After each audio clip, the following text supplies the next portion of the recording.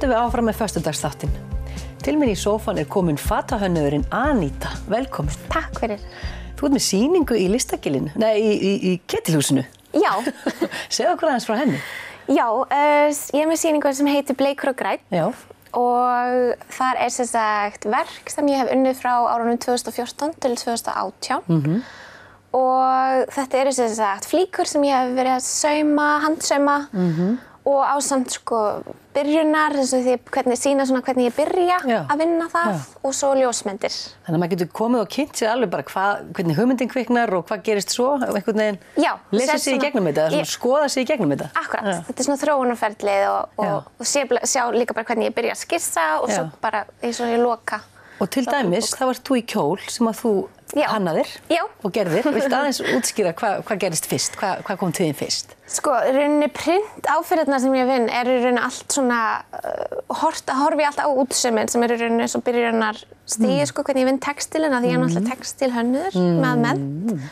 Og þá byrjaði ég bara að skissa og svo gerist eitthvað bara það sem ég skoða, lit til. Koma litirnir fljótt inn eða er það munstri sem kemur fyrst? Þetta helst allt í hendur, Það er engin regla á hvernig maður vinnur þetta og oft er þetta líka bara, maður þarf svolítið að æla út úr sér hugmyndum og svo fer maður bara að skoða, hvað passa saman. Þú ert héðan frá Akureyri, ekki satt? Jú. Fórst í menntaskólann hér? Já. Kláraði menntaskólann. Svo skelltur þér út? Já, ég fór beint út og byrjaði ég fór beint í Central St. Martins sem er háskóli í London. Já. Og fór þar í fornámið og fór svo í BA-nám og kláraði 2014 og hélt svo áfram í master þar sem ég sérhæfði mig í textíl. Og vissirðu alltaf að þetta vildirðu verða? Já, ég var alltaf rosalega forvitin þetta, en ég svolítið bara gekk mér vel og það fekk bara gekk vel og þannig að ég gekk vel í handmennt og textíl í skólum, í grunnskólum og svona, var þetta þín grein svona? Nei, ekkert endilega, alls ekki. Ég var alls ekkert eitthvað, ég var alltaf að vinna eitthvað með höndunum, en ég kem líka frá fjölskyldu sem er rosalega lagin við það að vinna með höndunum og ég sá náttúrulega bara ólst upp við þetta, En þetta var alltaf bara pínu forvitni til að byrja með að sjá hvernig myndi ganga, Og svo kláraðu námið og flyttur heim? Já. Flytt heim eftir nám og átti mitt fyrsta barn hérna, þannig að það var líka alveg stór ástæða maður heldur áfram með Íslandi. En nú byrjuðu í Reykjavík? Já, svo flytti ég suður og það var í raun og bara, það var auðveldara líka að fara til útlanda því mínir viðskiptavinir eru flestir að utan og geta... Töluvert mikið styttra að fara út þá? Já, þetta var svona auðveldara að búa þar og ég rek núna verslun og sýningar í mig í Reykjavík með Megnu Einarsdóttur.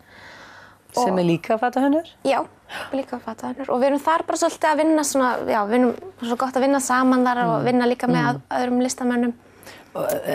Kallar þið fatahönnuð eða textílhönnuð eða bæði? Bara bæði, Mér finnst þetta, bara... En nú ertu á kafi í fötum, en sérðu alveg fyrir þér að fara út í eitthvað annað svona tengt textíl? Já, en það er alltaf, ég er rosalega forvitin, Mér finnst það rosalega spennandi að vita líka, þess að bara með textíl að hann þarf ekki endilega alltaf að vera fyrir föt, þannig að ég er að þróa líka aðra vörulínu, En já, það er náttúrulega, ég vinn með textíl fyrst og fremst fyrir fatnað. Þannig að hvort sem það er munstur eða... Og ertu mest að gera kjóla eða ertu bara að gera allt mögulegt eða hvað? Ég er að gera allt mögulegt, En ég er að fókusa svolítið á kjóla og yfirhafnir eins og er. Og svo er það bara líka, það getur verið fylgilitir eða það bara þróast oft í eitthvað annað. Maður veit í rauninni aldrei hvaða loka varan verður, Nei, bara er eitthvað ferli sem að færa að hafa sinn gang. Já. Á sýningunni sá ég myndir af svona svolítið fluffi eða loðnum flíkum, getur það ekki passað? Já, jú. Úr hverju eru þær? Það er handsaumurinn, Það er í rauninni, innblásturinn frá því er eins og svona gömul útsaumstykki. Já, kannski svona ríateppi eða eitthvað svoleiðis. Já, ef ég lít á bakliðina af því, þá er alltaf svo mikil óregla. Já, og það er í rauninni það sem þetta byrjaði. Þannig að þetta er í rauninni allt handsaumað, Og þetta á sýningunni er, því að það verður svo mikið að myndum af þessu og náttúrulega fólk kannski sér þetta aðalega á kannski interneti eða eitthvað. Maður þarf að koma það ekki og má maður koma við? Það má ekki koma við. En maður sér þetta betur en maður komið nálægt. Já, það þarf svolítið að freistast að snerta ekki, En þú mátt horfa eins mikið og flíkurnar eru þannig gerðar að þannig uppsettar að þær snúast. Þannig að það í rauninni aldrei eins. Það aldrei eins framhliðin eða bakhliðin eða þú sérð alveg alls konar áferðir og... Og eru þetta kjólar og yfirhafnir úr þessu? Já, þetta kjólar og yfirhafnir. Og sýningin í Ketilhúsinu, hún stendur yfir í allt sumar eða hvað? Hún stendur til 16. september. Já. Þannig að það nægur tími. Og ert þú ekki með leiðsögn á laugardaginn á morgun? Jú, ég er með þá ætla ég að spjalla svolítið bara hvernig þetta þróast allt saman og svona hvernig maður vinnur þetta. Og svo verður maður alltaf að spyrja svona fólk, hvar sækirðu innblástur? Hvert sækirðu innblástur? Já, sko, það engin regla á því. Ég mjög gjörn að sjá, sko, ef ég sé einhverja litasamsetningar eða áferðir bara sem heilla mig þá bara... Þá kviknar eitthvað. Kviknar eitthvað, já. En oftast það að ég líka skoða rosalega mikið list. Já. Fyrir mikið listasafn. Söfn og sýningar, já.